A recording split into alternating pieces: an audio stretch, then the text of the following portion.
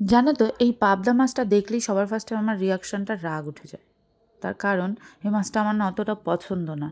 মানে এত নরম মাছটা ভাজতে গিয়ে ভেঙে যায়, তারপরে ভাজতে গিয়ে ফোটে, এই জন্য আমার না এই মাছটা সত্যি বললাম ভালো লাগে না।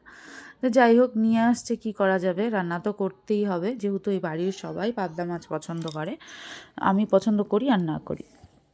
তা আজকে আমি পাবদা মাছে করেছিলাম সর্ষে পোস্ত দিয়ে পাতুরি। আমি বেশিরভাগই পাবদা মাছ আনলে এটা করি। কোনো কোনো সময় আলু বেগুন দিয়েও করি, তা আজকে এটাই করেছিলাম। তোমরা কে কীভাবে রান্না করো সেটাও আমাকে জানিও, আমি ট্রাই করব। আর আমি যেভাবে করলাম তোমরাও কি এইভাবে করো সেটাও জানিও। সেরকম কিছুই না, প্রথমে দেখতেই পারলে মাছগুলো ভালো মতো নুন হলুদ মেখে ভেজে নিলাম।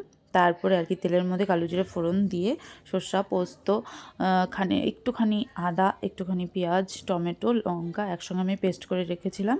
তারপরে ওই ফোড়নের মধ্যেই মশলাটা দিয়ে ভালো মতো ভাজা ভাজা করে তেল যখন ছেড়ে আসবে তখন একটুখানি জল দিয়ে কিছুক্ষণের জন্য না আমি ঢেকে রেখেছিলাম। ঢাকানোটা আর দেখানো হয়নি। তারপর ঢাকনা খুলে মাছগুলো দিয়ে ধনেপাতা ছিটিয়ে নামিয়ে নিলে রেডি এই পাবদা মাছের পাতুরি।